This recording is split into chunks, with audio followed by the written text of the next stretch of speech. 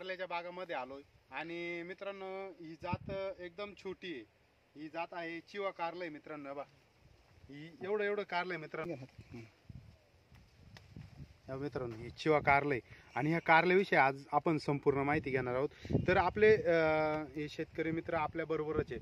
तर यांचं नाव जाणून घेऊ आपण. रेवणनाथ नामदेव गुंजाळ, राहणार तळोशी, तालुका इगतपुरी, जिल्हा नाशिक. तर मित्रांनो आज आपण यांच्या शेतामध्ये आलोय. तर हे कारलं लावायचं तुम्ही कसं संकल्पना डोक्यात घेतली? हे कारलंच लावलं पाहिजे बाबा, याला बाजारभाव कसा? आता हे कारला आम्ही 3-4 वर्षापासून लावतोय. पहिले आम्ही ते याचे जे लांब कारला असायचे ते लावायचो. ते न लावता ही व्हरायटी आम्ही चुनली. हिला कसे बाजारभाव असतात आणि मिडियम छोटी व्हरायटी याला त्याच्यामुळं हिला मागणी जास्त आहे का? आणि हिची मशागत कशी केली तुम्ही? म्हणजे नांगरणी केल्यानंतर आणि याच्यात बेसल डोस कोणता भरलाय तुम्ही? काय नांगरणी वखरणी केली, बेड पाडलं 4.5 फुटाचं. त्याच्यामध्ये बेसल डोस आपले हेच काही शेणखतं, काही कोंबड खतं, काही त्याच्यामध्ये 12-32 झाले, काही सुपर फॉस्फेट झालं, असे बाकीचे काही खतं टाकले खाली बेसल डोस. ही सरी किती फूट पाडली तुम्ही? ही 4.5 फुटाची सरी. 4.5 फुटाची. आणि लागवडीचं अंतर कसं? लागवडीचं अंतर 2 फुटाचं आहे. 2 फुटाचं आहे. आता हे कारलं किती दिवसांनी चालू होते तरी? हे कारलं एक 1.25-2 महिन्यात चालू होतं. 1.25-2 महिन्यात चालू होऊन जातं. आणि याचं किती दिवस चालू शकतं हे? आता हे आमचं जून पर्यंत पार शेवट एंडिंग पर्यंत चालणार आहे. हा. आणि मग हे कारल्याचं हे तुम्ही याच्यासाठी समजा काही जाळ्या मारतात तर आपण सुतळी मारलेली दिसते, काही तंगू मारलेले दिसते? नाही, त्याला एक बांधणी सुतळीनं मधून करून घेतली. तारीला वरती बांधलं. तारीला बांधल्यानंतर साईडनं पट मारावा लागतात, म्हणजे जेणेकरून वेल जो बांधतो ना तो या पटावरती पांगत चालतो. आणि डबल तार बांबू केली आहे त्याला अशी.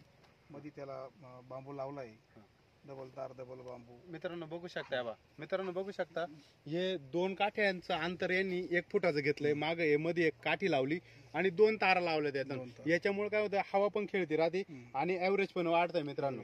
आणि याला पांगायला मित्रांनो जागा भेटते, त्यामुळे 4.5 फूट पाडावाच लागते सरी. मित्रांनो कमी सरी पाडली तर हे 2 तारेचं अंतर मध्ये ते जी जागा लागते ती कमी होते. तुम्हाला 4.5 किंवा 5 फूट तरी अंतर पाडावं लागेल मित्रांनो. आणि मित्रांनो ही अशी एक तार मध्ये मारली जाते. ही का मारली जाते तार?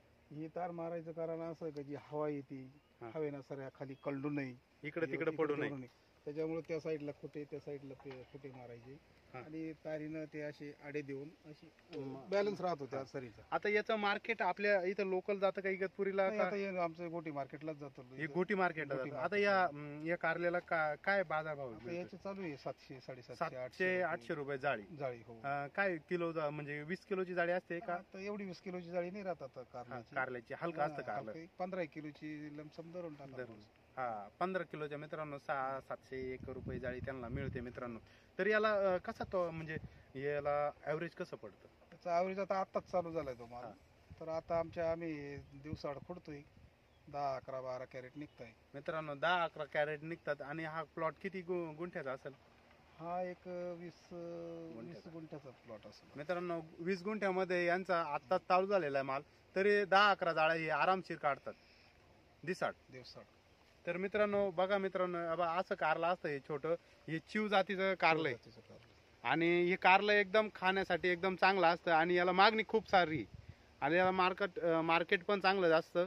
ते मोठं कारलं आहे ते मित्रांनो, ते जरा मार्केट त्याला थोडं कमी असतं. त्याला ॲव्हरेज जरी जास्त असलं तरी मार्केट कमी असतं. तर मित्रांनो तुम्हाला हा कारल्याचा बाग कसा वाटला? तर मित्रांनो असेच नवनवीन व्हिडिओ बघण्यासाठी तुम्ही अभि फार्म या यूट्यूब चॅनलला सबस्क्राईब करा, लाईक करा, शेअर करा.